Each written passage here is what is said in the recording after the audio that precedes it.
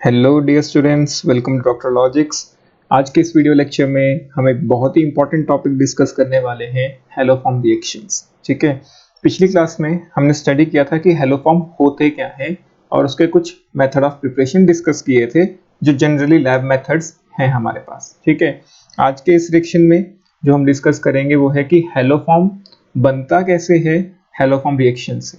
ठीक है, कोई भी हेलोफॉर्म आप बना सकते हैं, आयोडोफॉर्म, ब्रोमोफॉर्म। ठीक है, उसका पूरा मैकेनिज्म डिटेल में डिस्कस करेंगे। ये जो रिएक्शन है ये बहुत ही इंपॉर्टेंट रिएक्शन है, चाहे वो आप सीबीएसई के हिसाब से देख रहे हो या वो किसी एंट्रेंस एग्जाम के पॉइंट ऑफ व्यू से आप देखना चाहते हो। ठीक है, सीबीएसई में थोड़ा सा ज्यादा आसान हो जाता है, एंट्रेंस पे जब हम जाते हैं तो थोड़ा सा ध्यान रखने वाली बातें और बढ़ जाती हैं। ठीक है, तो पिछले लेक्चर तक की जो भी वीडियोस हैं उसकी प्लेलिस्ट का लिंक मैंने आपको इस वीडियो के डिस्क्रिप्शन में प्रोवाइड कर दिया है, तो आप पिछली वीडियोस उस प्लेलिस्ट में जाके देख सकते हैं। ठीक है, तो आज का लेक्चर शुरू करते हैं, हेलोफॉर्म रिएक्शन।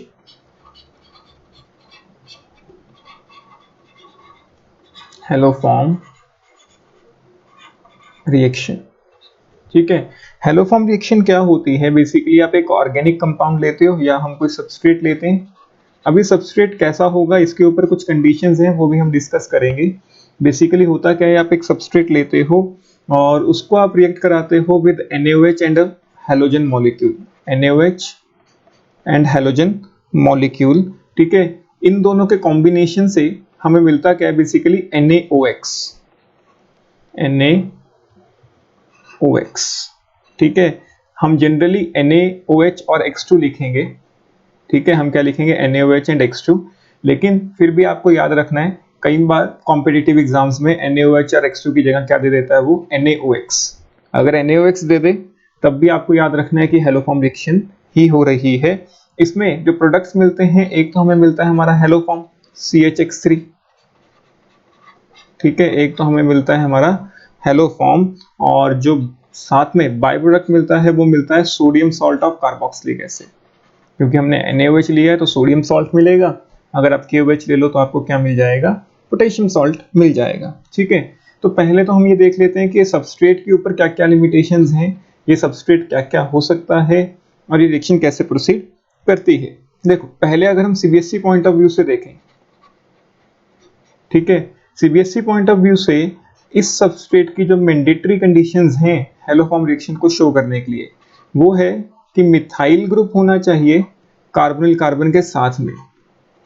ठीक है, ये अगर आपके किसी भी कंपाउंड में प्रेजेंट है, यहाँ पे कुछ भी हो सकता है, मैं R लिख देता हूँ, यहाँ पे कुछ भी हो सकता है, चाहे वो हाइड्रोजन है चाहे वो कोई अल्काइल ग्रुप है। लेकिन अगर आपको हेलोफॉर्म रिएक्शन शो करवानी है तो मिथाइल प्रेजेंट होना चाहिए कार्बोनिल ग्रुप के साथ में, मिथाइल और कोई ग्रुप नहीं। ठीक है, मतलब CH3 लगा है CO के साथ, तब ये रिएक्शन हो जाएगी, पहला। दूसरी चीज जो आपको याद रखनी है इसके अंदर, कि अगर आपके पास इस तरह का कंपाउंड है CH3 OH H और R, तब भी ये रिएक्शन हो जाती है, तब भी ये रिएक्शन हो जाती है सीबीएसई के हिसाब से। क्यों होती है वो भी देख लेते हैं। देखो, ये जो अल्कोहल है, ये क्या है? अल्कोहल। ठीक है, अल्कोहल क्या होता है? NaOH और X2 की प्रेजेंस में, बेसिकली NaOH, वहां पे X2 का कोई रोल नहीं है, NaOH की प्रेजेंस में ऑक्सीडाइज हो जाता है किसके अंदर? इसके अंदर। तो ये हम अल्कोहल्स के चैप्टर में पढ़ेंगे, क्योंकि हम ये रिएक्शन पहले स्टडी कर रहे हैं अल्काइल हैलाइड्स में, हमें अल्कोहल्स की कोई प्रॉपर्टीज के बारे में नहीं पता है। तो अभी के लिए आप याद रखोगे कि अगर कंपाउंड में CH3CO है तो वो ये रिएक्शन शो करेगा। CH3CO की जगह आप इसमें क्या यूज कर सकते हो? एक ऐसा कंपाउंड जिसके अंदर ये चीज है, एक कार्बन, उसके साथ OH H और CH3, OH H और CH3, ये मैंडेटरी ग्रुप्स हैं। ठीक है, तो अगर आपको किसी भी रिएक्शन में, किसी भी सबस्ट्रेट में CH3CO या CH3COHH ये दिख जाता है तो वो कंपाउंड हमारा हेलोफॉर्म रिएक्शन को शो कर पाएगा। ठीक है, तो ये दो कंपाउंड्स आपको याद रखने हैं सीबीएसई पॉइंट ऑफ व्यू से अगर हम देखते हैं। लेकिन ऐसा नहीं है कि सिर्फ यही दो कंपाउंड्स हैं जो हेलोफॉर्म रिएक्शन शो कर सकते हैं। ठीक है, ऐसा कोई भी कंपाउंड जो इन कंपाउंड्स की फॉर्म में कन्वर्ट हो पाए NaOH की प्रेजेंस में, तो वो रिएक्शन शो करेगा। ऐसा कोई भी कंपाउंड जो NaOH की प्रेजेंस में इन कंपाउंड्स की फॉर्म में कन्वर्ट हो पाए, क्योंकि हमने NaOH तो लिया हुआ है। तो अगर कोई कंपाउंड NaOH की प्रेजेंस में ऐसा कंपाउंड बन जाए, ठीक है, कोई और कंपाउंड था लेकिन NaOH से रिएक्ट करके ऐसा बन गया, तब वो भी हैलोफॉर्म रिएक्शन शो करेगा। ठीक है, अब उसके एग्जांपल्स क्या हैं? तो ये दो तो हो गए सीबीएसई के हिसाब से। जो तीसरा है मेंस के हिसाब से देख लो या कोई कॉम्पिटिटिव पॉइंट ऑफ व्यू के हिसाब से देख लो, अगर हम यहाँ पे OH की जगह हैलोजन लगा दें, OH की जगह क्या लगा दें? हैलोजन लगा दें, ठीक है, CH3H, बस OH की जगह मैंने क्या लगा दिया? हैलोजन, तब भी तो वो रिएक्शन शो कर सकता है। क्यों? क्योंकि मैंने आपको पढ़ाया है कि अगर NaOH लेते हो, NaOH क्या करता है? OH नेगेटिव देता है, और OH नेगेटिव क्या करेगा? इसको न्यूक्लियोफाइल की तरह सब्स्टिट्यूट कर देगा और खुद लग जाएगा। तो देखो अब ये जो अगर X लगा हुआ था NaOH की प्रेजेंस में, वो भी तो इसमें कन्वर्ट हो गया ना। ठीक है, तो ऐसा कोई भी कंपाउंड जो इन दो कंपाउंड्स की शक्ल में आ जाए अगर NaOH से रिएक्ट कर रहे हैं, ठीक है, अगर NaOH से रिएक्ट करने पे ये कंपाउंड बन जाता है तो वो रिएक्शन शो करेगा। ठीक है, और ऐसा कोई कंपाउंड जो इन दो फॉर्म्स में कन्वर्ट हो सकता है? बिल्कुल सही, अगर दो हैलोजेंस लगे हों और एक मिथाइल ग्रुप हो, तब भी तो हो सकता है। क्यों? क्योंकि जैसे ही NaOH से रिएक्ट करेगा, दोनों के दोनों हैलोजेंस किससे रिप्लेस हो जाएंगे? OH से। ये तो पिछले लेक्चर में ही पढ़ा है, ठीक है, जेम डाइहैलाइड्स में। अब एक कार्बन पे दो OH ग्रुप्स हाईली अनस्टेबल, तो बताओ क्या होगा? वाटर लूज हो जाएगा। वाटर लूज होते ही ये क्या बन जाएगा? CO। मैंने उल्टा लिख दिया, आप इसको ऐसे भी लिख सकते हो, CH3CO। तो देखो ये तो फर्स्ट कंपाउंड जैसा बन गया। तो मतलब अगर एक कंपाउंड पे दो हैलोजेंस लगे हैं, साथ में मिथाइल ग्रुप प्रेजेंट है, मिथाइल ग्रुप होना चाहिए, मिथाइल ग्रुप नहीं है तो ये रिएक्शन नहीं होगी। ठीक है, मिथाइल के अलावा कोई और ग्रुप ना हो, याद रखना। ठीक है, तो ये चार कंपाउंड्स तो हो गए। क्या और कोई ऐसा कंपाउंड है जो ये रिएक्शन शो कर सकता है? बिल्कुल हैं, बहुत सारे हैं। तो ऐसा करते हैं, पहले मैकेनिज्म डिस्कस कर लेते हैं इसका। ये कुछ बेसिक से कंपाउंड्स मैंने आपको बता दिए, आगे हम और देख लेंगे इसी वीडियो में, टेंशन मत लो। ठीक है, तो अब ये चीज याद रखना, एक तो जो हमने पिछले वीडियो में पढ़ी है कि जो आयोडोफॉर्म होता है CHI3, उसका कलर कैसा होता है? येलो। ठीक है, आयोडोफॉर्म का कलर कैसा होता है? येलो। और क्लोरोफॉर्म होता है CHCl3, और ब्रोमोफॉर्म होता है CHBr3। फ्लोरोफॉर्म एग्जिस्ट नहीं करता, ये हमने पिछली वीडियो में डिस्कस कर लिया था। ठीक है, तो अब हम ऐसा करते हैं, इसका मैकेनिज्म डिस्कस करते हैं। सबसे पहले हम इसका मैकेनिज्म डिस्कस करते हैं। मैकेनिज्म डिस्कस करने से पहले मुझे आपको एक चीज सिखानी है, वो सीखते हैं। ठीक है, अब देखो ये जो CO होता है इसको हम बोलते हैं कार्बोनिल ग्रुप। इसको हम क्या बोलते हैं? Carbonyl group. ठीक है, और ये जो कार्बन है CO वाला, इसको हम बोलते हैं कार्बोनिल कार्बन। Carbonyl carbon. अब इसके साथ में जो भी कार्बन लगा होता है उसको हम बोलते हैं अल्फा कार्बन। इसको हम क्या बोलते हैं? Alpha carbon. ठीक है, साथ वाले कार्बन को, कार्बोनिल ग्रुप के साथ वाले कार्बन को हम क्या बोलते हैं? Alpha carbon. अब इस अल्फा कार्बन पे जो हाइड्रोजन लगा होगा उसको हम बोलेंगे अल्फा हाइड्रोजन। अल्फा कार्बन पे जो हाइड्रोजन लगा होगा उसको हम क्या बोलेंगे? Alpha hydrogen. अब पॉइंट क्या है कि alpha hydrogens of carbonyl group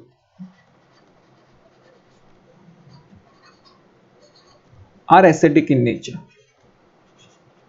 are acidic in nature। क्या आप मुझे बता सकते हो इसका रीजन? जो अल्फा हाइड्रोजन्स होते हैं वो एसिडिक क्यों होते हैं? देखो वो एसिडिक क्यों होते हैं, मान लो ये मेरा कोई कंपाउंड है और ये हाइड्रोजन लगा हुआ है, बाकी कुछ भी लगा हो, अभी तो मैं सिर्फ ये देख रहा हूँ ना कि एसिडिक क्यों है, अभी तो मैं हैलोफॉर्म रिएक्शन स्टडी नहीं कर रहा हूँ। ठीक है, ये एसिडिक क्यों है? क्योंकि अगर मैं किसी बेस से इसको रिएक्ट कराऊं NaOH से, तो OH नेगेटिव क्या कर रहा है? इस हाइड्रोजन को बाहर ले जाएगा। अगर ये एसिडिक है तो इसको बाहर ले जाएगा, H प्लस को बाहर लेके जाएगा, तो नेगेटिव चार्ज किसके ऊपर आ जाएगा? कार्बन के ऊपर। देखो अगर ये एसिडिक हाइड्रोजन है तो OH इसको बड़े आराम से बाहर लेके जा सकता है। OH इसको बाहर ले गया, लेकिन OH बाहर लेके जाएगा पॉजिटिव चीज को, क्योंकि वो खुद नेगेटिव है। तो पॉजिटिव को बाहर ले गया तो नेगेटिव किसके ऊपर आ गया? कार्बन के ऊपर। तो हमारे पास कुछ इस तरह का कंपाउंड बन गया, इस कार्बन के ऊपर नेगेटिव चार्ज आ गया। अब अगर मैं प्रूव कर दूं कि ये स्टेबल है, तो जो हाइड्रोजन बाहर निकला वो एसिडिक है, ठीक है, क्योंकि एसिडिक हाइड्रोजन मैंने बाहर निकाला। और मैं अगर प्रूव कर दूं कि प्रोडक्ट स्टेबल बना है, प्रोडक्ट स्टेबल बना है मतलब जो मैंने रिएक्शन की है वो सही की है। क्या ये प्रोडक्ट स्टेबल है? बिल्कुल सही, बहुत ज्यादा स्टेबल है, क्योंकि रेजोनेंस स्टेबलाइज्ड है। क्योंकि ये क्या है? रेजोनेंस स्टेबलाइज्ड है। तो रेजोनेंस स्टेबलाइज होने के कारण प्रोडक्ट स्टेबल हो गया। प्रोडक्ट स्टेबल हो गया तो इसका मतलब ये हाइड्रोजन जो मैंने बाहर निकाला था ये बड़े आराम से बाहर निकल जाएगा। अगर ये हाइड्रोजन बड़े आराम से बाहर निकल रहा है मतलब मैं ठीक काम कर रहा हूं। Alpha hydrogen is acidic in nature in carbonyl compounds. ठीक है, तो ये पॉइंट पहले इंपॉर्टेंट है, तभी आप रिएक्शन का मैकेनिज्म समझ पाओगे। ठीक है, तो इसे नोट करो, फिर आगे पढ़ते हैं। चलो देखो, आगे हमने इसमें क्या पढ़ना है, मैकेनिज्म इस रिएक्शन का। तो हेडिंग डाल लो मैकेनिज्म। देखो होता क्या है बेसिकली इस रिएक्शन के अंदर, आपने CH3 लिया, मैं एक हाइड्रोजन को अलग लिख लेता हूं क्योंकि मुझे उसको बाहर निकालना है, और CO लिया। यही मेन कंपाउंड है। अगर आप कोई और रिएक्टेंट ले भी रहे हो वो डायरेक्टली और इनडायरेक्टली इस फॉर्म में कन्वर्ट हो रहा है रिएक्शन में। ठीक है, ये वो मेन कंपाउंड है जो हेलोफॉर्म रिएक्शन शो करता है। और आपने रिएक्शन में क्या लिया हुआ है? NaOH। और अभी अभी मैंने बताया कि अगर आप एक बेस लेते हो वो अल्फा हाइड्रोजन को बाहर निकालेगा, तो NaOH में से जो OH नेगेटिव है वो इस हाइड्रोजन को बाहर निकालेगा। ठीक है, वो H प्लस को बाहर लेके जाएगा तो नेगेटिव चार्ज किस पे आ जाएगा? कार्बन पे। तो हमारे पास ये बन गया CH2 negative, C double bond O। कोई डाउट? ठीक है, यहां पे मैं कोई R ग्रुप लगा लेता हूं कि यहां कुछ भी है। ठीक है, अब ये हमारा बन गया एक न्यूक्लियोफाइल, क्योंकि नेगेटिव चार्ज आ गया। तो ये क्या बन गया? हमारा एक न्यूक्लियोफाइल बन गया। ठीक है, अब ये न्यूक्लियोफाइल क्या करता है? ये रिएक्ट करता है हमारे हैलोजन मॉलिक्यूल के साथ। तो सेकंड स्टेप में, ये तो पहला स्टेप था रिएक्शन मैकेनिज्म का, सेकंड स्टेप में क्या होता है, जो हमारा CH2 नेगेटिव बना, ठीक है, हमने NaOH के साथ क्या लिया हुआ था? एक हैलोजन मॉलिक्यूल। अगर मैं Br2 लूंगा तो ब्रोमोफॉर्म, Cl2 लूंगा तो क्लोरोफॉर्म, और अगर I2 लूंगा तो आयोडोफॉर्म। तो होता क्या है, ये जो नेगेटिव चार्ज है ये यहां से हैलोजन को बाहर निकाल लेते हैं। ठीक है, और जो अपना नेगेटिव चार्ज है वो किसको दे जाता है? दूसरे हैलोजन को। तो इसके साथ एक हैलोजन साथ में लग गया, ठीक है, और एक X नेगेटिव अलग से जनरेट हो गया। यहां तक क्लियर है? ठीक है, अब अभी भी तो अल्फा हाइड्रोजन पड़े हैं। जब तक अल्फा हाइड्रोजन है तब तक वो एसिडिक होते हैं। तो अब यहाँ पे तो उल्टा वो और ज्यादा एसिडिक हो गया। और ज्यादा एसिडिक क्यों हुआ वो भी अभी हम डिस्कस करते हैं। मैं फिर से एक हाइड्रोजन को अलग लिख लेता हूँ, एक तो अब हैलोजन ही है। ठीक है, तो फिर से हमारा बेस आया, मतलब NaOH। NaOH से मुझे OH नेगेटिव मिला। फिर से इसने इस हाइड्रोजन को बाहर निकाला, H प्लस को बाहर निकाला, तो नेगेटिव चार्ज फिर से किस पे आ गया? कार्बन पे। ठीक है, कार्बन पे नेगेटिव चार्ज आ गया। एक हैलोजन पहले ही लगा हुआ है और साथ में क्या लगा हुआ है? आपके CO ग्रुप। ठीक है, अब देखो, पहले तो सिर्फ रेजोनेंस स्टेबलाइजेशन थी। रेजोनेंस स्टेबलाइजेशन तो अब भी है क्योंकि CO तो अभी भी पड़ा है, लेकिन अब साथ में इसको एक और इफेक्ट स्टेबलाइज कर रहा है, हैलोजन का माइनस आई। ठीक है, तो ये तो और ज्यादा स्टेबल हो गया पहले वाले से भी, मतलब इससे भी ज्यादा स्टेबल ये वाला कंपाउंड हो गया। तो ये और ज्यादा एसिडिक होता जाता है। तो अगर पहली रिएक्शन हो सकती है तो दूसरी तो बड़े आराम से हो जाएगी, क्योंकि जो दूसरी में जो H प्लस बाहर जाने से प्रोडक्ट मिल रहा है वो पहले से भी ज्यादा स्टेबल है। तो अब ये सेम वे से एक और हैलोजन मॉलिक्यूल के ऊपर रिएक्ट करेगा। ठीक है, तो फोर्थ स्टेप क्या है इस रिएक्शन का? देखो, फोर्थ स्टेप में ये जो हमारा कंपाउंड बना CH नेगेटिव, एक X लगा हुआ है, ठीक है, ये फिर से एक हैलोजन मॉलिक्यूल पे रिएक्ट करता है, हैलोजन को अपने साथ जोड़ लेता है, एक X नेगेटिव को बाहर निकाल देता है। तो CH, अब 2 हैलोजन लग गए। हाँ बिल्कुल सही, आप सही सोच रहे हो। अब ये तीसरा हाइड्रोजन और भी ज्यादा एसिडिक हो गया। क्यों? क्योंकि अब तो 2 हैलोजन लग गए। तो अगला स्टेप क्या है इस रिएक्शन का? 5वां स्टेप। ठीक है, अब ये जो एक हाइड्रोजन बचा हुआ है, 2 तो हैलोजन लग गए हैं ना, तो एक हाइड्रोजन अभी भी बचा हुआ है, ये और भी ज्यादा एसिडिक हो गया। तो ये तो फिर से बेस से रिएक्ट करके क्या होगा, बाहर निकल जाएगा। तो फिर से OH नेगेटिव आया। OH नेगेटिव कहाँ से आया मेरा? फिर से NaOH से। ठीक है, तो OH नेगेटिव ने फिर से इस हाइड्रोजन को बाहर निकाला, कह रहा कि चल मेरे साथ, और नेगेटिव चार्ज किसको दे गया? कार्बन को। ठीक है, अब यहाँ से फिर से एक नेगेटिव स्पीशी मिला, और वो और भी ज्यादा स्टेबलाइज हो रखा है, क्योंकि रेजोनेंस के साथ साथ अब 2 हैलोजेंस हैं जो इसको स्टेबलाइज कर रहे हैं। पहले केस में सिर्फ रेजोनेंस आई, दूसरे केस में रेजोनेंस के साथ साथ एक हैलोजन आया, अब यहाँ पे 2 हैलोजन आ गए जो अपने माइनस आई से इसको क्या कर रहे हैं?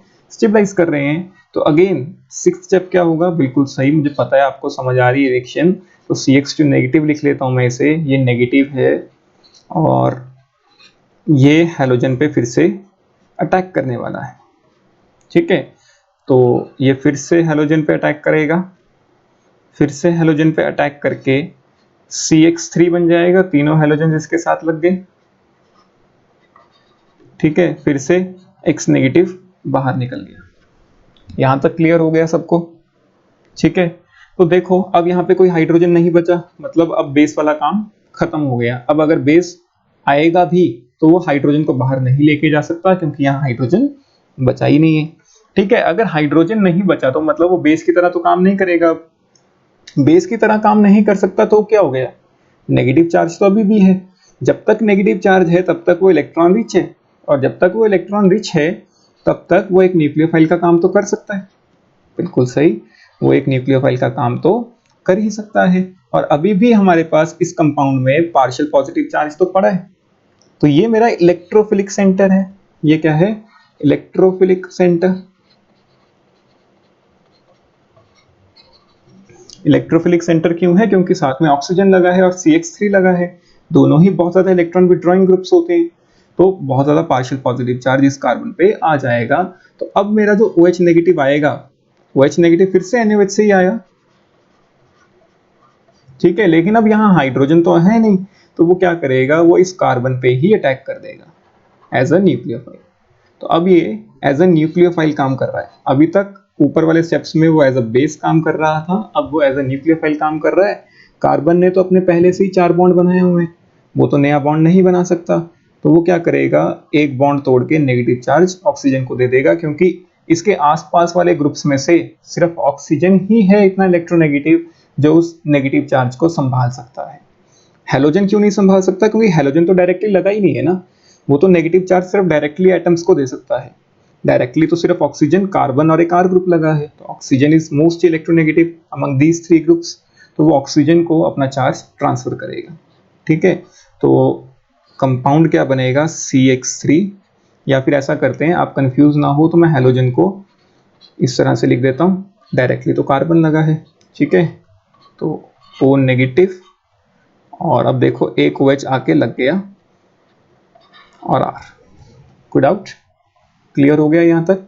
OH ने, देखो OH नेगेटिव ने अटैक किया कार्बन पे, तो मैंने कहा था कि जब भी एक न्यूक्लियोफाइल अटैक करता है तो उसके ऊपर पॉजिटिव चार्ज आ जाता है, तो नेगेटिव पॉजिटिव स्टेबलाइज हो गया। तो OH के ऊपर तो कोई चार्ज नहीं बचा, लेकिन वो चार्ज किसके ऊपर चला गया? ऑक्सीजन के ऊपर चला गया।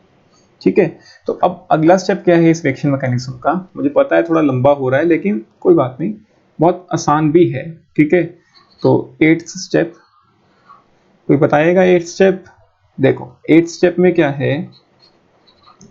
ये जो हमारा कंपाउंड बना हुआ है, अब ऑक्सीजन कहता है कि अपना चार्ज वापस ले जाओ। ऑक्सीजन क्या कहता है? अपना चार्ज वापस ले जाओ, मुझे चार्ज नहीं रखना। ठीक है, तो ऑक्सीजन अपना चार्ज वापस इसको दे देता है कि लो अपना चार्ज वापस ले जाओ। अब ऑक्सीजन जैसे ही चार्ज ट्रांसफर करता है, कार्बन तो रख नहीं सकता, क्योंकि कार्बन ने तो 4 बॉन्ड बना रखे हैं। तो अब ऑक्सीजन के बाद सेकंड मोस्ट ग्रुप कौन सा है जो इस नेगेटिव चार्ज को स्टेबलाइज कर सकता है? ये वाला कार्बन। क्यों? क्योंकि इसके ऊपर 3 हैलोजन लगे हुए हैं, ठीक है ना। अगर ऑक्सीजन ने वापस दे दिया चार्ज, उसने कहा कि मैं नहीं रखना, ले जाओ चार्ज वापस, तो अगला ग्रुप कौन सा है जो उस नेगेटिव चार्ज को अकोमोडेट कर सकता है? OH तो अभी आया है, वो तो बाहर नहीं जाएगा, ठीक है। एक बार लग गया, अगर मैं उसको बाहर निकाल दूंगा फिर तो मैं पीछे ही पहुंच जाऊंगा ना, मैंने पीछे नहीं जाना, ये तो आगे जाना है रिएक्शन में। अगर मैं ये वापस चार्ज ऑक्सीजन को दे दूं फिर तो हम वहीं पे स्टार्टिंग में ही आ गए ना 7 स्टेप की, ठीक है। तो मुझे पीछे नहीं जाना, मुझे हमेशा आगे जाना है। तो जैसे ही ऑक्सीजन अपना नेगेटिव चार्ज देगा तो अब मैं ये वाला बॉन्ड तोड़ दूंगा और चार्ज दे दूंगा कार्बन को, ठीक है, कि अब तुम संभालो इसे। तो ये नेगेटिव बन गया और X X और X, और साथ में क्या आ गया, अब देखो C double bond O OH R, ठीक है। और अगर मैं इसको थोड़ा सा और सिंप्लीफाई करके लिखूं, अगर मैं इसको थोड़ा सा और सिंप्लीफाई करके लिखूं तो मैं इसको ऐसे लिख सकता हूं C X X नेगेटिव, ये था, ये तो मेरा कार्बोक्सिलिक एसिड है ना RCOOH, तो मैं इसको ऐसे लिख लेता हूं RCOOH। अब कार्बोक्सिलिक एसिड एसिडिक होते हैं, फटाफट हाइड्रोजन बाहर निकाल देते हैं। कार्बोक्सिलिक एसिड कैसे होते हैं? एसिडिक होते हैं, फटाफट हाइड्रोजन बाहर निकाल देते हैं। तो वो क्या करेगा, नेगेटिव चार्ज इस हाइड्रोजन को बाहर निकाल लेगा, नेगेटिव इस हाइड्रोजन को ले जाएगा और इस तरह से, या आप ये कह लो कि जो RCOOH था वो इस तरह से डिसोसिएट हो गया, RCOO negative plus H plus, क्योंकि carboxylic acids are acidic in nature, ये H प्लस ये वाला कंपाउंड ले गया, ठीक है। तो फाइनली जो प्रोडक्ट मिला मेरे पास वो क्या मिला, देखो CX3, इसने एक हाइड्रोजन गेन कर लिया, और RCOO नेगेटिव, ठीक है। तो अब अगर आप ध्यान से देखो तो ये हेलो फॉर्म ही तो है, जो CHX3 होता है यही तो मिलना चाहिए था मुझे, और साथ में क्या मिला है, एक सोडियम सॉल्ट, ये नेगेटिव था, इसको स्टेबलाइज करने के लिए काउंटर आयन कौन आ जाएगा, सोडियम। कोई डाउट? आसान है। तो देखो ये रिएक्शन मैकेनिज्म कंप्लीट हो गया, ठीक है। एक बार दोबारा से वीडियो को रिवाइंड करो, अच्छे से इस रिएक्शन मैकेनिज्म को समझो, क्योंकि ये बहुत इंपॉर्टेंट मैकेनिज्म है, ठीक है। चलो यहाँ तक नोट कर लो, फिर हम इसके ऊपर कुछ एग्जांपल्स देखते हैं कि आपको कैसे करना है रिएक्शन, ठीक है। चलो अब हम इसके ऊपर कुछ एग्जांपल्स देखते हैं। मैं आपको पहले क्वेश्चन लिखवा रहा हूँ, आप पहले खुद ट्राई करो और फिर अगर नहीं बनता तो हम तो करेंगे ही, ठीक है। तो पहला क्वेश्चन आपके पास है CH3 CO CH3, इसको आपने रिएक्ट कराया है NaOH और Br2 के साथ, ठीक है। जो दूसरा क्वेश्चन है वो है CH3 CO PH मतलब बेंजीन, ठीक है। इसको आपने रिएक्ट कराया है फिर से I2 और NaOH के साथ। जो तीसरा क्वेश्चन आपको मैं देना चाहता हूं वो है CH3 COH, ठीक है। इसको हमने रिएक्ट कराया NaOH और Cl2 के साथ। अगला क्वेश्चन हम लिख लेते हैं फोर्थ, CH3 CHOH, और इसके साथ मैं लगा देता हूं CH3, इसको हमने रिएक्ट कराया NaOH और Cl2 के साथ, ठीक है। और एक हम ले लेते हैं फोर्थ वाला, फोर्थ तो ही गया, फिफ्थ में हम ले लेते हैं CH3 CH Cl CH3, और इसको हम रिएक्ट करा देते हैं NaOH और Cl2 के साथ। तो देखो अब ध्यान से प्रोडक्ट्स आप पहले खुद बना के देखो, वीडियो को पॉज करो, नहीं बनता तो हम तो स्टडी करेंगे ही, ठीक है। चलो देखो इसके आंसर्स। अगर हम पहला कंपाउंड देखें तो पहले तो ये देखो कि क्या कंडीशन सेटिस्फाइड है, CH3CO है तो ये बड़े आराम से हेलो फॉर्म रिएक्शन शो करेगा, क्योंकि मैंने रिएजेंट पहले देखा कि ये हेलो फॉर्म रिएक्शन का रिएजेंट है, हेलो फॉर्म रिएक्शन का रिएजेंट है, तो फिर मैंने देखा कि क्या रिएक्टेंट हेलो फॉर्म वाला है, बिल्कुल रिएक्टेंट हेलो फॉर्म वाला है। तो देखो क्या करना है, CH3CO है तो इस CH3 को बाहर निकाल दो in the form of CHX3। तो मैंने इसको बाहर निकाल दिया in the form of CHX3, X की जगह मैं ब्रोमीन लिखूंगा। और ये जो कंपाउंड बचा इसका आप सोडियम सॉल्ट बना दो। ठीक है, तो इसका मैं क्या करता हूँ, CO तो एज इट इज रहेगा, सोडियम सॉल्ट बनाने के लिए आप क्या करो, ONA लगा दो बस। ONA मतलब O नेगेटिव Na पॉजिटिव, बाकी सब कुछ एज इट इज, बाकी सब कुछ एज इट इज। ठीक है, अब देखो ये जो सेकंड वाला है ये भी तो रिएजेंट हेलो फॉर्म के ही है। क्या मेरे पास CH3CO है? बिल्कुल है। ठीक है, तो इस CH3 को हटा दो, इसको CHX3 की फॉर्म में बाहर निकाल दो। ठीक है, तो CHI3 प्लस बाकी कंपाउंड में कोई छेड़छाड़ नहीं करनी, एज इट इज रहने दो, बस CO के साथ क्या लगा दो, ONA। ठीक है, समझ आ रहा है? चलो अब अगला देखो, अगले वाले के लिए हम कुछ और मार्कर यूज कर लेते हैं, हम ये वाला ले लेते हैं मार्कर। ठीक है, तो देखो फिर से ये हेलो फॉर्म रिएक्शन के रिएजेंट्स हैं और CH3CO फिर से पड़ा है, फिर से मैं इस बॉन्ड को तोड़ूंगा और CHCl3 और जो बाई प्रोडक्ट्स मेरे पास आएंगे सब कुछ एज इट इज रहने दो, बस CO के साथ क्या लगा दो, ONA। आ रहा है समझ?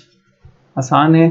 ठीक है, चलो अगले वाला देखते हैं। देखो अगले वाला जो हमारा रिएक्शन है, हमारे पास CH3COH, ये भी तो एक ऐसा कंपाउंड है जो हेलो फॉर्म रिएक्शन शो करता है। मैंने आपको कहा था कि अगर एक कंपाउंड में CH3 हो, OH लगा हो, H लगा हो और इस साइड कुछ भी हो सकता है तो वो हेलो फॉर्म रिएक्शन शो करेगा। तो देखो CH3 है, H है, OH है, तो ये रिएक्शन शो करेगा।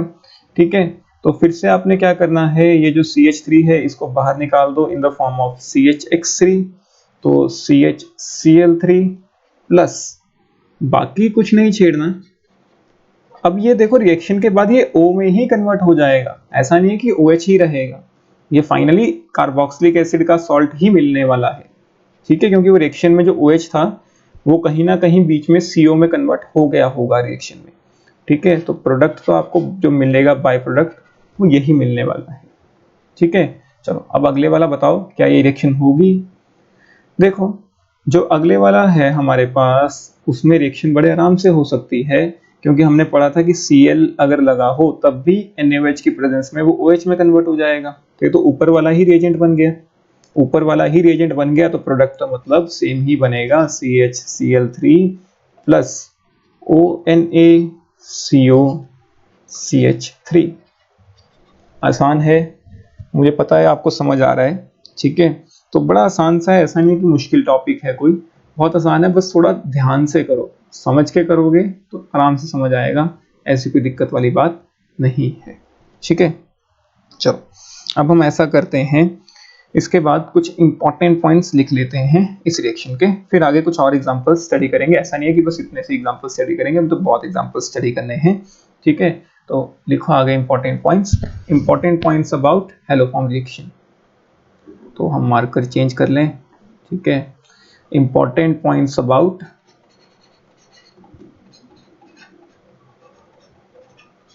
Hello form reaction. ठीक है, कुछ इंपॉर्टेंट से पॉइंट्स। जो पहला पॉइंट है वो है, देखो जो इसका रेट डिटरमिनिंग स्टेप है वो है एसिड बेस वाला, जब हाइड्रोजन बाहर जा रहा है वो इसका रेट डिटरमिनिंग स्टेप है। ठीक है, तो एसिड बेस वाली जो रिएक्शन है, मतलब जो हमारा फर्स्ट स्टेप है वो क्या है इसका, RDS। वो क्या है इसका, RDS। देखो फर्स्ट स्टेप में क्या हैलोजन का कोई रोल है? नहीं, फर्स्ट स्टेप में तो बस हाइड्रोजन बाहर जा रहा है और उसको बाहर कौन लेके जा रहा है, OH। तो फर्स्ट स्टेप में हैलोजन का कोई रोल नहीं है, तो मतलब हेलो फॉर्म रिएक्शन में चाहे आप Cl2 यूज करो, चाहे आप Br2 यूज करो, चाहे आप I2 यूज करो, तीनों में रिएक्शन रेट क्या रहेगा, सेम रहेगा, क्योंकि हैलोजन का कोई रोल ही नहीं है RDS में। ठीक है, कोई डाउट? RDS में कौन बाहर जा रहा था, हाइड्रोजन, तो हाइड्रोजन का रोल है, तो वो हमारा सेकंड पॉइंट है। सेकंड पॉइंट में क्या है कि अगर मैं हाइड्रोजन की जगह उसके आइसोटोप्स यूज कर लूं, एक बार मैंने कार्बन हाइड्रोजन लिया हुआ था, CO तो है ही है, ठीक है, बेसिकली मैं हाइड्रोजन ले रहा हूँ, एक बार मैंने कार्बन हाइड्रोजन की जगह कार्बन ड्यूट्रियम यूज किया और एक बार मैंने यूज किया कार्बन ट्रिटियम। तो बताओ रेट किसका ज्यादा होगा? देखो बिल्कुल सही, ये वाला जो बॉन्ड होता है वो सबसे वीक होता है, ठीक है, और जो कार्बन ट्रिटियम का बॉन्ड होता है ये स्ट्रांग हो जाता है। जैसे जैसे आइसोटोप्स बढ़ते जाते हैं, मास बढ़ता जाता है, बॉन्ड स्ट्रांग होता जाता है, ठीक है। हाइड्रोजन का मास 1 है, ड्यूट्रियम का मास 2 है और ट्रिटियम का मास 3 होता है। तो याद रखना हमेशा carbon hydrogen bond is the weakest bond followed by carbon deuterium followed by carbon tritium. तो अगर बॉन्ड सबसे स्ट्रॉन्ग कार्बन ट्रिटियम का है तो उसको तोड़ना मुश्किल हो जाएगा, टाइम लगेगा तो रिएक्शन स्लो हो जाएगी। तो मतलब सबसे जल्दी रिएक्शन ये होगी अगर हम रेट की टर्म्स में बात करें तो, ठीक है, कोई डाउट? तो इसका मतलब अगर मैं थोड़ा सा और इसको सिंप्लीफाई करके लिखना चाहूं तो CH3CO का जो रेट होगा वो सबसे ज्यादा होगा, यहाँ H लगा लेते हैं या कुछ भी आप लगा लो, वो आपकी मर्जी। और CD3 अगर मैं लिख देता हूँ तो उसका रेट थोड़ा कम हो जाएगा, और CT3 D की जगह 3 लिख दो, अगर CT3 में ले लेता हूँ तो उसका रेट सबसे कम रहने वाला है। कोई डाउट? तो ये हो गया आपका सेकंड इंपॉर्टेंट पॉइंट, ठीक है। तो अगला जो हम पढ़ना है वो देखते हैं। अगला पॉइंट ये लिखो, this reaction is given by, this reaction is given by acetaldehyde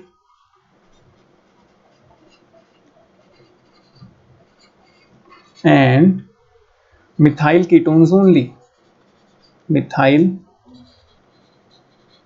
ketones only। देखो एसिटाल्डिहाइड क्या होता है, CH3COH, ठीक है, और मिथाइल कीटोन्स मतलब COR, जहां पे R कोई कार्बन कंपाउंड होगा, ठीक है। अब ये पॉइंट हमने क्यों लिखा? देखो हमने तो बहुत सारे कंपाउंड्स पढ़े लेकिन सब में मुझे CH3 तो चाहिए ही, ठीक है। और ये जो CO ग्रुप है इसकी जगह मैंने आपको कहा अगर OH हो या हेलोजन लगा हो तब भी हो सकती है रिएक्शन। क्यों?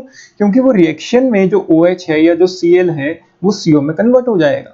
तो फाइनली CH3 मुझे चाहिए, CO मुझे चाहिए, क्योंकि अगर हम CO की जगह कोई और ग्रुप भी ले रहे हैं तो फाइनली पहले वो रिएक्शन में CO बनाएगा फिर आगे रिएक्शन प्रोसीड होगी, ठीक है। तो CO तो चाहिए ही चाहिए। अब यहाँ पे कोई कंडीशन नहीं है, यहाँ पे हाइड्रोजन भी हो सकता है, यहाँ पे R ग्रुप भी हो सकता है। तो मैंने जनरलाइज कर दिया कि या तो ये एसिटाल्डिहाइड शो करेगा या मिथाइल कीटोन शो करेगा, लेकिन हमें पता है ऐसा कोई कंपाउंड जो रिएक्शन कंडीशंस में एसिटाल्डिहाइड या मिथाइल कीटोन्स में कन्वर्ट हो जाए वो भी रिएक्शन शो करेगा, ठीक है। कोई डाउट? क्लियर है? अच्छा एक चीज यहाँ पे और नोट कर लेना आप, अगर आप आयोडोफॉर्म लेते हो, ठीक है, और उसका सॉल्यूशन बनाते हो 10% इथेनॉल के साथ, आयोडोफॉर्म का सॉल्यूशन 10% इथेनॉल के साथ, तो उसको हम बोलते हैं टिंक्चर सॉल्यूशन, टिंक्चर सॉल्यूशन, ठीक है। और एक एंटीसेप्टिक सॉल्यूशन है,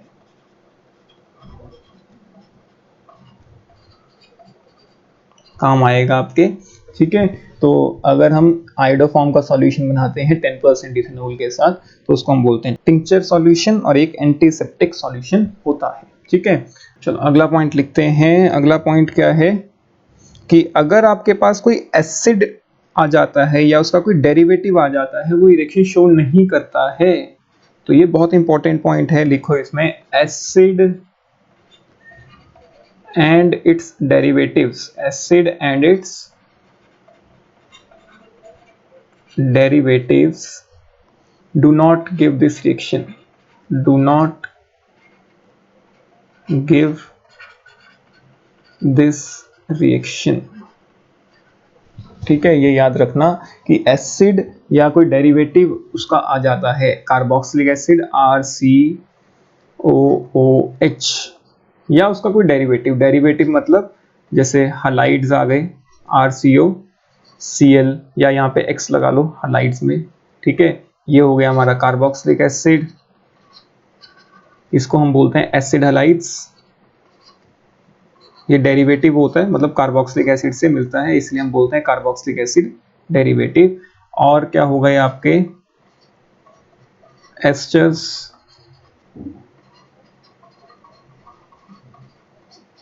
ठीक है, anhydrides,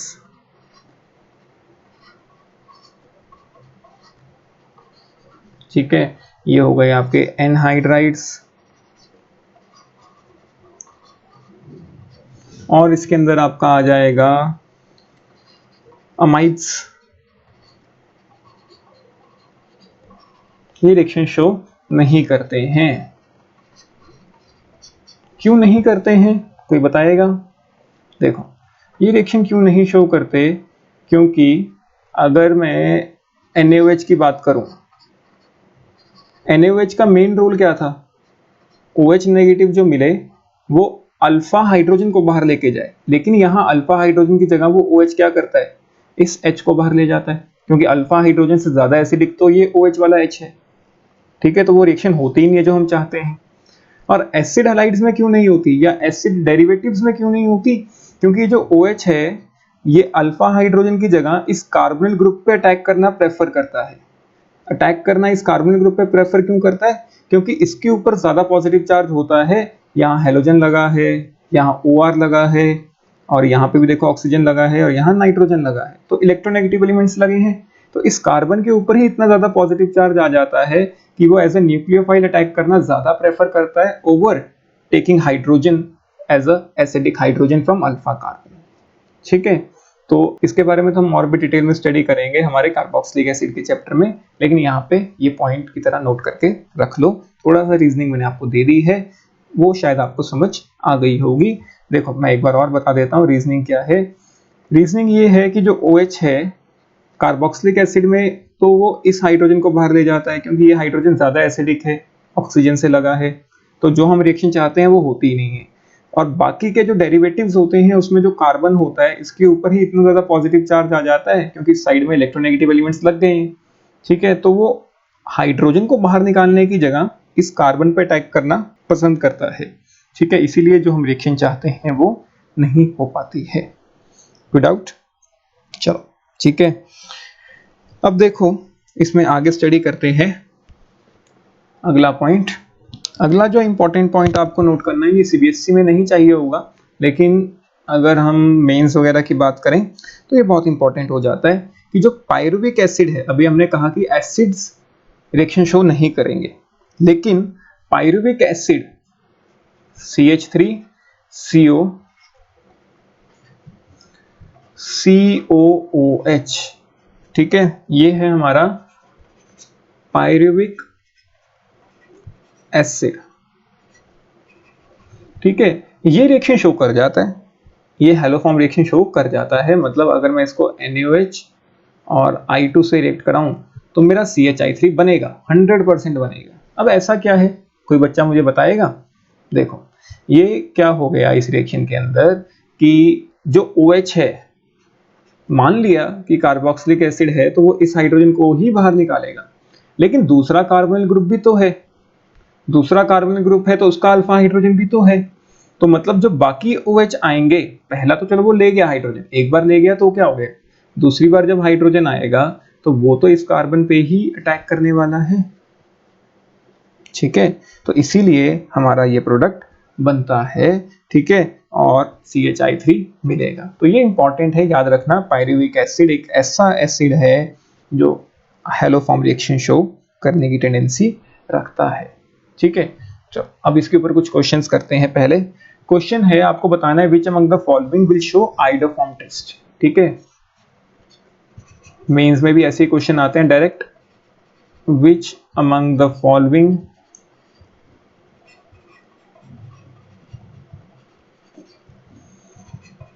will show iodoform test, इनमें से कौन सा ऐसा कंपाउंड है जो आयोडोफॉर्म टेस्ट शो करेगा, ठीक है। पहले मैं आपको रिएजेंट्स बना देता हूं, फिर आप खुद ट्राई करना, ठीक है। देखो जो पहला रिएजेंट है आपके लिए वो है CH3COH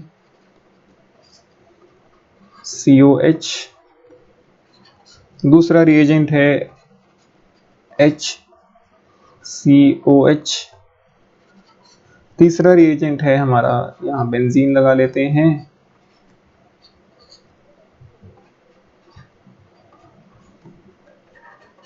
चौथा रिएजेंट CH3 CH2 COH। ठीक है, पांचवा रिएजेंट हम ले लेते हैं CH3 COCH3 और सिक्स्थ रिएजेंट हम लेते हैं हमारा CH3 CO। यहाँ पे हम बेंजीन लगा लेते हैं। सेवंथ रिएजेंट हम इसे मान लेते हैं। ठीक है, और एट्थ रिएजेंट हम ले लेते हैं CH3 CH2 CO CH3। ठीक है, चलो अब पहले वीडियो को पॉज करो, पहले इतने से क्वेश्चन करते हैं फिर और भी करेंगे। ठीक है, चलो देखो, अब अगर हम इसको आंसर करते हैं, हमें चाहिए CH3 के साथ में CO। तो पहले में तो साफ ही दिख रहा है CH3 CO, तो ये तो पक्का रिएक्शन शो करने वाला है। क्या यहाँ कोई CH3 है? CO तो है लेकिन कोई CH3 नहीं है दोनों साइड में से, तो ये नहीं शो करेगा। यहाँ पे भी एक तो बेंजीन है, एक हाइड्रोजन है, CH3 कहीं नहीं है तो नहीं शो करेगा। यहाँ पे देखो CH3 है लेकिन मुझे अकेला CH3 चाहिए, वो भी CO के साथ में। ध्यान रखना, इस रिएक्शन को शो करने के लिए मुझे CO के साथ में ही CH3 चाहिए। ऐसा नहीं है कि आप थोड़ा दूर जाके लगा दोगे तो काम चल जाएगा, क्योंकि अल्फा तो तभी बनेगा ना जब वो CO के साथ लगा हो। ठीक है, तो ये भी शो नहीं करने वाला। हाँ, ये शो करेगा। यहाँ तो इनफैक्ट दो हैं, तो दोनों में से कोई भी ले लो, आराम से रिएक्शन शो हो जाएगी। यहाँ पे भी शो हो जाएगी, मुझे तो एक ही चाहिए ना, CH3CO, तो हो जाएगा। ये नहीं होगा। अब यहाँ पे देखो, इस साइड तो नहीं है लेकिन यहाँ तो है ना CH3, कहीं से भी देख लो, मुझे बस CH3CO चाहिए, तो वो तो मुझे मिल रहा है ना, तो ये रिएक्शन शो होगी। ठीक है, समझ आ गया। चलो अब इसके आगे कुछ और क्वेश्चंस मैं आपको देता हूँ, वो भी देखते हैं कि आप कर पाते हो या नहीं कर पाते हो। चलो अगले कुछ क्वेश्चंस हम देते हैं आपको। नाइन्थ क्वेश्चन आपका 8 हो गए थे, है ना, नाइन्थ कर लेते हैं। CH3 CH2OH, 10th CH3 COH HCH3, 11th हम रखते हैं CH3 COH H CH2CH3। ठीक है, 12th हम ले लेते हैं CH3 CH2Cl। ठीक है, 13th हम ले लेते हैं इसके अंदर CH3 CH ClCl। ठीक है, और फिर ऐसा करो, एक और ले लेते हैं 14th आप क्या करोगे,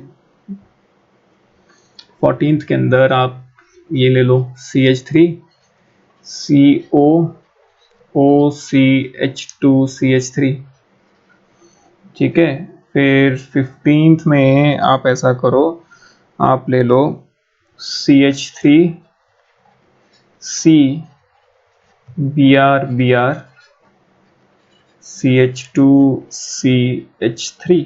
ठीक है, चलो देखो, पहले वीडियो को पॉज कर लो, खुद ट्राई करो, नहीं तो मैं तो करवा ही रहा हूँ। ठीक है, देखो हमने क्या पढ़ा था कि अगर CH3CO नहीं है डायरेक्टली, तो ऐसा कोई कंपाउंड जो उसमें कन्वर्ट हो जाए वो भी रिएक्शन शो करेगा। उसमें सबसे पहले मैंने आपको क्या लिखवाया था, CH3COH।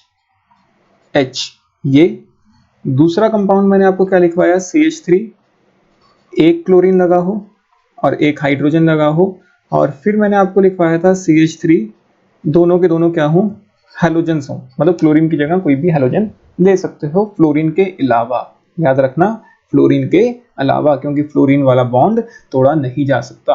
तो अब देखो यहाँ पे हमें तो एक हाइड्रोजन से मतलब है ना, CH3 है, कार्बन है, उसके ऊपर एक हाइड्रोजन भी है और एक OH भी है। तो ये रिएक्शन शो करेगा। ये इस फॉर्म में आ रहा है ना, स्ट्रक्चर बना के देखो, आ जाएगा समझ। ठीक है, अब ये जो 10th वाला है देखो, CH3 है, C है, उसके साथ OH है, उसके साथ H भी है, तो रिएक्शन शो हो जाएगी। CH3 है, C है, OH है और H भी है, बड़े आराम से रिएक्शन शो होगी। अब देखो CH3 है, C है, एक H है और एक Cl है, हो जाएगा। CH3 है, C है और फिर दोनों Cl हैं। H की तो रिक्वायरमेंट नहीं है क्योंकि दोनों Cl हैं। CH3 है, C है और दो Cl हैं, तो रिएक्शन हो जाएगी।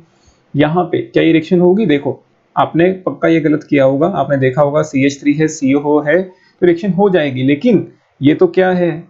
एस्टर है, और एस्टर मतलब एसिड डेरिवेटिव, वो रिएक्शन शो नहीं करते। तो थोड़ा ध्यान से, इतनी जल्दबाजी में काम नहीं करना है। देखो CH3 C, दो Br मतलब दो हैलोजेंस, तो रिएक्शन बड़े आराम से शो हो जाएगी। ठीक है, कोई डाउट? होपफुली आपको समझ आ गई होगी। अब बाकी का काम हम अगले वीडियो में करेंगे। ठीक है, रिएक्शन खत्म हो गई है, लेकिन क्लोरोफॉर्म की कुछ प्रॉपर्टीज हमने स्टडी करनी है, वो हम अगले लेक्चर में डिस्कस करेंगे। आज के लिए इतना ही। इस रिएक्शन के ऊपर आपको मैं क्वेश्चन के असाइनमेंट्स दूंगा, ग्रुप में मैं सेंड कर दूंगा। ठीक है, आप उसे प्रैक्टिस जरूर करें। ठीक है।